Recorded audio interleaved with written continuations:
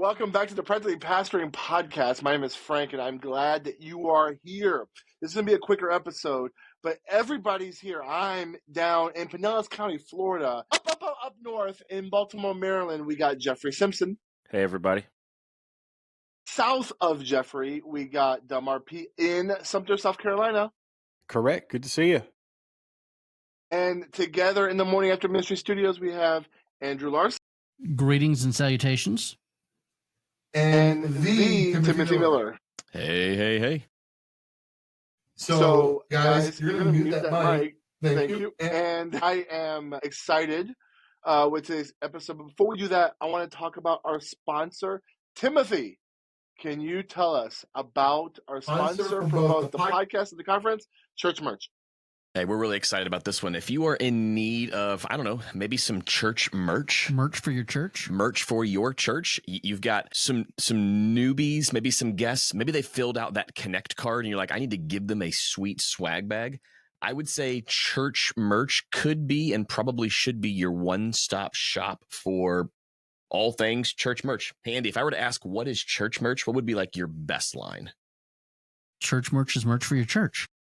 I mean, do they provide high-quality material? They provide high-quality material. They provide free graphic design. They provide a discount if you put the Church Merch logo on your items. They've got free logo, free graphic design. It's going to save you a ton of money by going this route. I'd say it's the way to go for sure. Now, the website, I believe, is very interesting. Is it how? There's a few different options. You can go to promotionsguy.com/churchmerch. There's a way better one. How can I pray for you? How can I pray for you.com. Or is it just how can I pray, Frank? Is it how can I pray or how can I pray for you? It's how can I pray? If you go to promotionsguy.com/churchmerch, that'll take you where you need to go. And I also see how can I pray.com church merch is there killing as well. These sponsor reads right now. We're absolutely slaughtering it. Thank you for being a proud sponsor of the Practically Pastoring Conference and podcast. Speaking of the conference, the Practically Pastoring Conference is happening February 17th to the 19th, and you're going to want to be there. Listen, we have ATVs for you to ride around that may or may not be available because the church Get your waivers in now. Yeah, who can use those? But we do have disc golf that I got to see a whole side of Lakeview campus that I didn't realize was accessible on the other side of the lake where you can throw discs into. So, hey, real quick about that. Timothy, you just had a church-wide Turkey Bowl football game where you were trying to control your rage and your anger. But there's a temptation here. If we're playing disc golf, people might get very competitive. For those who are coming to the conference, what would you encourage them in terms of that kind of aggression? Sure. Here's the best part about coming to the Practically Pastoring Conference. You don't have to hide yourself here. You can be exactly who you are. Now, if I'm playing, I don't know, flag football on Thanksgiving Day, I'm at Lakeview Church. I'm probably going to go about 50% to control my rage, to control my testosterone from just spewing out and getting angry. But if you show up to Lakeview Church, you don't have to hide your true self. So come be who you really are, be way too competitive, and have way too much fun at the Practically Pastoring Conference. Yeah, you don't have to preach there the next day. It's all good. That's exactly right. That's what I was getting at. Speaking of that, one thing that maybe is not completely clear is in this very low price for the conference, there are a few meals included in that. So you're going to want to come because it's the most affordable, best bang for your buck deal of any pastor's conference you could ever attend. It's going to be intimate. You're going to be able to connect with every attender and every speaker and every person that's going to be a part of this conference. All of us are going to be there. So you'll be able to connect with us one-on-one. And the Practically Pastoring Conference is going to be an opportunity for you to really level up when it comes to your pastoral ability by simply being able to share ideas and have fun with friends. So go to practicallypastoringconference.com. Hey, we're going to answer one question from a Facebook group. I found this question, and I thought it was particularly, something that we should chat about. It says this: I've hit a wall and could use prayer. As I prepare to start my 20th year of ministry, the next year I'm starting to hit burnout in my preaching. I feel like I'm a broken record repeating the same texts and themes over and over again, and I need to figure out how to break out of the routine. I love God's word and sharing it, but I need to figure out how to make it fresh to myself and people again. I just finished a 9-month study of a book, and my people need a change from book studies, but I am at a loss. Could just use prayer for leading and guidance in my own life. Okay, so Andrew has been in ministry probably a little longer than this guy, but when it comes to feeling that freshness of like, man, I feel like I'm just saying the same things again over and over again, what kind of advice would you give to this brother? Out of the overflow of your heart is how you're going to preach. So if you are not reading new things, if you are not studying God's word in new and fresh ways, there's going to be nothing new and fresh coming out of your mouth. So make sure that you are being fed before you feed anybody else. I mean, that's Bible College 101, right? Am I missing anything there? Now, I haven't been in a preaching ministry, youth ministry for the first 15 years or so, and I get that. This is the 8th Christmas I've been here at Safety Harbor. And so it's like, what do I say that's different? There are some, just because you've heard something a lot of times does not mean that your people have heard it a lot of times as well. If you have been preaching for 20 years, that is roughly 1,000 sermons. That's a whole lot of sermons. But just because you've said it doesn't mean that they've heard it. So say it again if you have to, but also make sure that you are regularly being fed. Otherwise, you're going to be useless to anybody and everybody. I see he said he finished up a 9-month study on a book.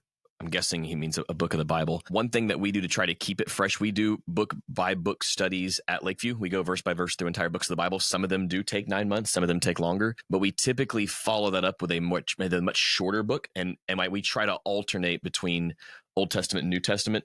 So we came out of the Gospel of John and went into Jonah. We came out of Acts and went into Esther. I think changing the type of literature is important as well. That's what I'm saying. Like, if one thing has got huge swaths of narrative, right? Well, then don't go into another huge narrative book. Right. Go into some wisdom literature. Go into some poetry. Go into a different type of literature so that you're not just using the same techniques that you would. If you are, let's say if you're taking 9 months, let's say you're going through Acts, because that's about a book that takes people 9 months or so to go through. That is, you're covering 25, 30 verses a week when you're doing that. You're covering huge, very descriptive passages. Maybe go to the Psalms for a season. Maybe go to the Psalms for a year, where you're going to never preach anything more than 5 verses on that Sunday morning. And so instead of, having little bits of yourself interjected into the sermon, maybe do something that's going to cause you to be a bit more reflective, but still stick to the type of preaching that your church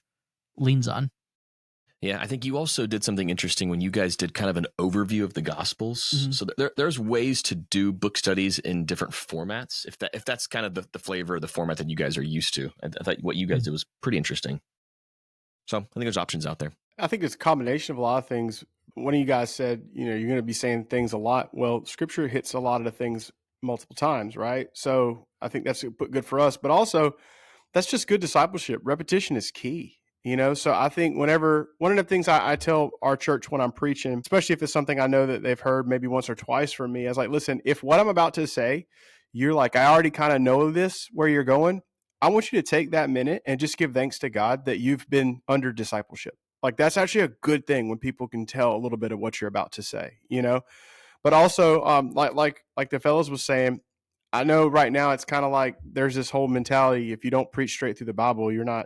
There's this wing saying, well, then you're not doing it right. There's no correct, wrong or right way, as long as you're in the Scriptures, as long as you're expositing it correctly. I prefer verse by verse, but sometimes breaking it up is not a bad thing. Picking a theme. I mean, I've done a systematic theology approach to sermons before. We're going to talk about angels and demons or something, and then we tether that to the gospel. You can take that approach. But also, I want to reinforce, I think is what Jeff said, make sure that you're going to multiple wells to get your information. Because if you always go back to the same well, the water's always going to have that particular flavor. So maybe branch out, read some people that you've never read before. If you're more of like a Puritan reader, then read someone a little new, right? If you're new, read some old stuff, broaden out your vocabulary. One thing that helps me out a lot is I talk to other pastors about preaching a lot. because when I talk to other pastors about preaching, I see their insight, and oftentimes it is a little nuanced from what I have. And that's a great reason that you should sign up to come to the Practically Pastoring Conference, because at the conference, you're going to be able to talk to lots of different pastors who have lots of different preaching styles, and it might actually transmit a little bit and even enhance your preaching. Well, I was going to say read different authors, but, thanks, Del. It's all right. Sorry, we're on the same way. Here's what I would say. It sounds like you might need a sabbatical. Andrew, any thoughts on that? Take a sabbatical. They're wonderful. Take a really cool one. Take a really cool sabbatical. Maybe make videos to send back home to your church every day.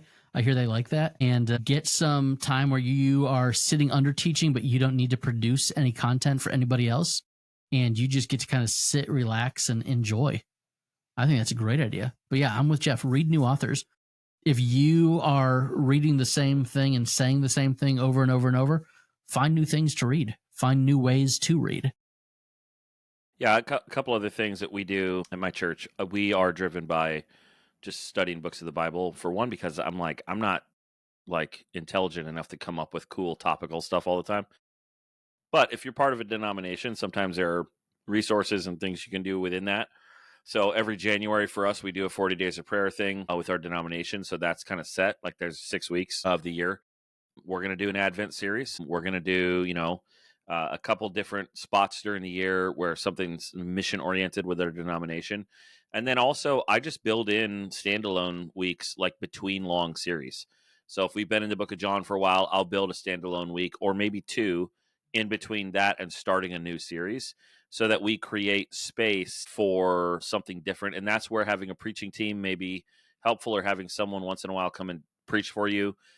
But as far as reading other authors, I would just maybe kick it a little further down the road and say intentionally read authors from perspectives that you might know you disagree with, and get commentaries from outside your tradition.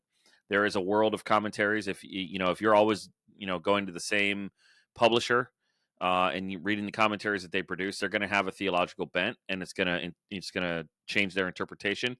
And so maybe read something different. If anything, it'll make you hone why you believe what you believe about a certain interpretation. So that's good. And then if you have an opportunity, and whether or not you need this or not, maybe take a seminary class or 2 once in a while. Just go jump in on a New Testament survey class. Yeah, you've got 20 years preaching experience. Maybe you already have that class. Go find an online seminary, or maybe you got one in town that's a different tradition than yours, and just go jump in on that, or go take a homiletics class.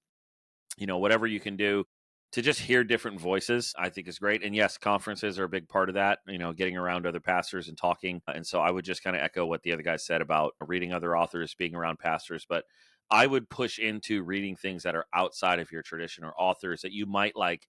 I know I disagree with this guy, but read their book anyway, because it'll push you and give you some different ideas. 20 years in, I hope you've been at least on one sabbatical already.